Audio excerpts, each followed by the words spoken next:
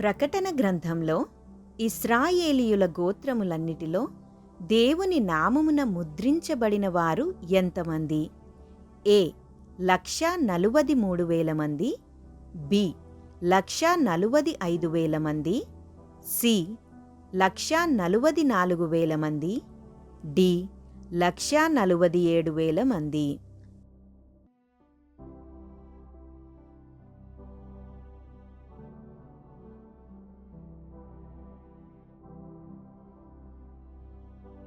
ప్రకటన గ్రంథంలో ఇశ్రాయేలీయుల గోత్రములన్నిటిలో దేవుని నామమున ముద్రించబడిన వారు 1,44,000 మంది.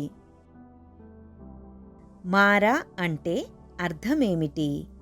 ఏ తీపి, బి పులుపు, సి చేదు, డి మధురం.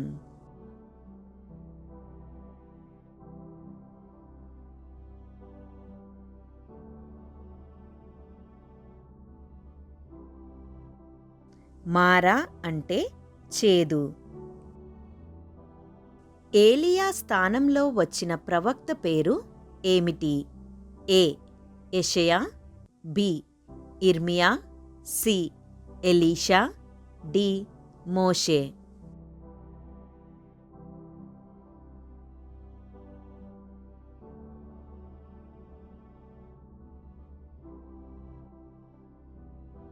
ఏలియా స్థానంలో వచ్చిన ప్రవక్త పేరు ఎలీషా.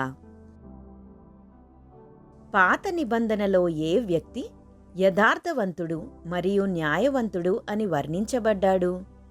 ఏ అబ్రహాము, బి నోవహు, సి యెహోషువ, డి యోబు.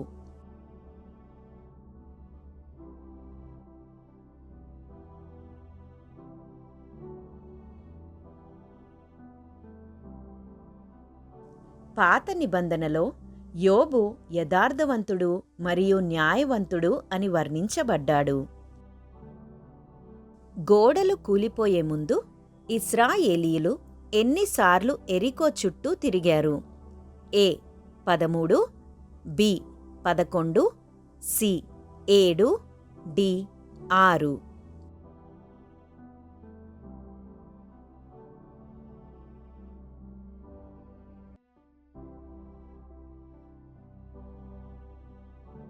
గోడలు కూలిపోయే ముందు ఇశ్రాయేలీయులు 13 సార్లు ఎరికో చుట్టూ తిరిగారు. దేవుని కవచం అనే భాగం ఏ క్రొత్త నిబంధన పుస్తకంలో ఉంది? ఏ గలతీయులు, బి ఎఫెసీయులు, సి ఫిలిప్పీయులు, డి కొలొసైయులు.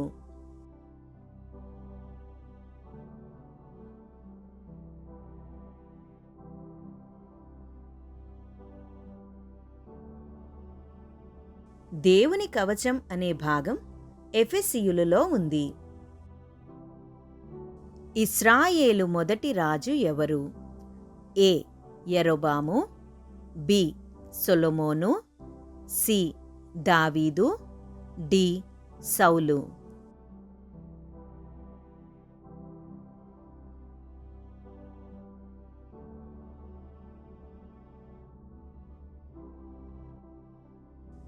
ఇశ్రాయేలు మొదటి రాజు సౌలు.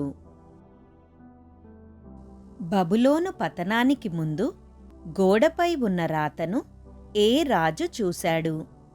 ఏ బెల్షెసరు, బి నెబుకద్నెజరు, సి కోరెషు, డి దర్యావేషు.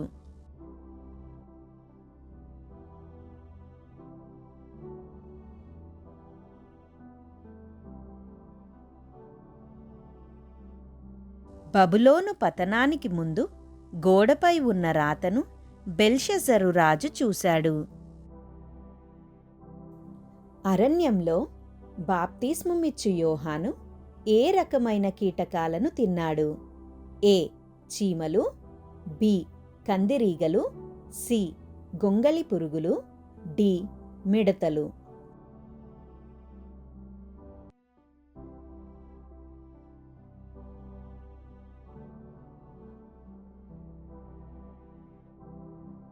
అరణ్యంలో బాప్తిస్మమిచ్చు యోహాను మిడతలు తిన్నాడు.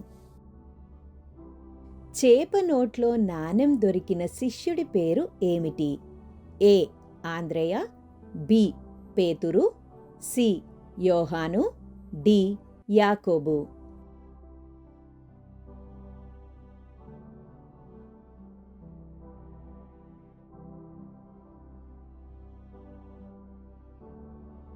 చేప నోట్లో నాణెం దొరికిన శిష్యుడి పేరు పేతురు.